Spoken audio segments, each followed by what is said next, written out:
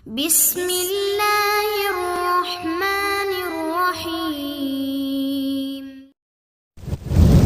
قد أفلح من زكاها. Bismillahirrahmanirrahim. Assalamualaikum warahmatullahi wabarakatuh. Sahabat konselor muslim yang insya Allah dirahmati Allah. Kali ini kita akan membahas tentang pandangan psikoanalisis tentang manusia. Benarkah psikoanalisis memandang manusia makhluk yang sakit? Baik. Memandang manusia sebagai objek material sangat penting untuk memperlakukan manusia dengan sebenarnya. Karena berawal dari pandangan tentang hakikat manusia, setiap pakar psikologi mencoba untuk merancang konsep teorinya. Jika salah memandang tentang manusia, maka rancangan itu akan pun keliru dan menempatkan manusia pada tempat yang keliru pula. Dalam kajian psikologi, terdapat ragam pandangan tentang hakikat manusia.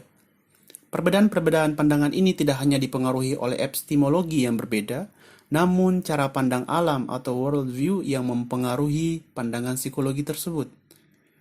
Terdapat 3 mazhab besar dalam aliran psikologi barat, yaitu psikoanalisis, behaviorisme, dan humanisme. Ketiga mazhab tersebut memiliki pandangan yang beragam tentang manusia. Berikut kami akan membahas tentang pandangan psikoanalisis Freud tentang hakikat manusia. Sigmund Freud lahir tanggal 6 Mei 1856 di kota kecil Freiburg, Moravia. Ayahnya seorang Yahudi yang berprofesi sebagai tukang wol, sedangkan ibunya adalah istri kedua dari ayahnya. Pada usia 4 atau 5 tahun, dia pindah ke Wina, Austria. Sigmund Freud termasuk anak cerdas. Karena kecerdasannya, dia melanjutkan kuliahnya di Universitas Wina pada tahun 1873 di jurusan kedokteran. Setelah lulus, dia berpraktek sebagai dokter yang berfokus pada ilmu neurofisiologi. Meskipun demikian, dia kemudian memfokuskan diri pada praktek psikologi.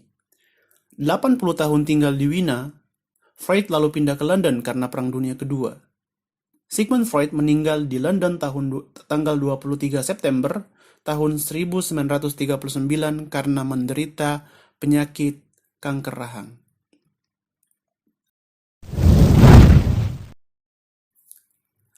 Freud membagi struktur kepribadian manusia dalam 3 bentuk, yaitu id, ego, dan superego. Menurutnya, id adalah sistem saraf manusia yang sedikit lebih baik dari binatang lain. Lebih lanjut, id merupakan tempat ego dan superego berkembang. Id berisikan segala sesuatu yang diwariskan dan telah ada sejak lahir. Dan id bekerja sejalan dengan prinsip-prinsip kesenangan atau pleasure principle. Jadi menurut Sigmund Freud, id merupakan sifat dasar manusia. Jadi sifat dasar manusia hal-hal yang berisikan tentang kesenangan-kesenangan. Adapun ego berfungsi berdasarkan prinsip-prinsip realitas. Ego adalah prinsip rasional. Dia bekerja untuk menyeimbangkan kondisi id. Meskipun demikian, ego bekerja berdasar daya-daya yang ada dari id. Sedangkan superego adalah nilai-nilai normatif yang ada di masyarakat. Superego memiliki 2 sisi, yaitu nurani dan ego ideal atau berupa pujian dan contoh-contoh positif yang datang dari masyarakat. Freud mengkonsepkan bahwa id, ego, dan superego berada pada 3 alam atau mind.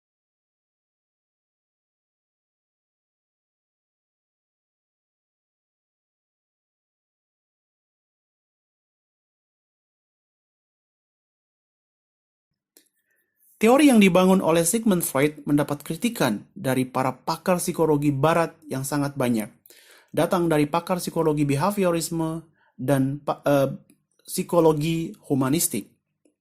Di antaranya adalah George Bohr, mengatakan bahwa Freud memandang seksualitas sebagai hal mendasar pada diri manusia. Bahkan, Freud menganggap seorang anak laki-laki ketika melarang ayahnya mendekati ibunya disebut Oedipus kompleks. Konsep Oedipus kompleks itu berasal dari kisah seorang anak yang bernama Oedipus. Dia membunuh ayahnya karena cemburu. Hal ini kemudian ia mengkonsepkan konsep tersebut kepada anak-anak yang ketika cemburu melihat ayahnya yang mendekati ibunya. Sedangkan Todd Dufresne mengatakan bahwa gaya psikologi Freud adalah doggy style. Hal ini dikarenakan Sigmund Freud yang pernah meneliti liur seekor anjing. Dan tokoh psikologi besar Abraham Maslow pernah menegaskan bahwa psikoanalisis memandang manusia secara klinis alias sakit. Selain itu, kritikan terhadap Sigmund Freud banyak berdatangan dari para tokoh-tokoh muslim dan bahkan psikolog muslim. Sebab Freud memandang sifat dasar manusia adalah libido seksual dan memandang agama adalah sebuah bentuk neurosis kompulsif atau gangguan jiwa yang kompulsif. Bahkan Tuhan bagi Sigmund Freud dianggapnya sekedar ilusi. Meskipun teorinya semakin diterima di tengah kritik dan ada sisi positifnya, pandangan Freud dan kaum psikodinamika modern tentang manusia tetaplah keliru. Sebab dari cara pandang itu mereka melangkah memahami hakikat manusia. Bagaimana mungkin kita bisa mencapai kebenaran tentang hakikat manusia jika dari awal saja pandangan tentang manusia sudah keliru?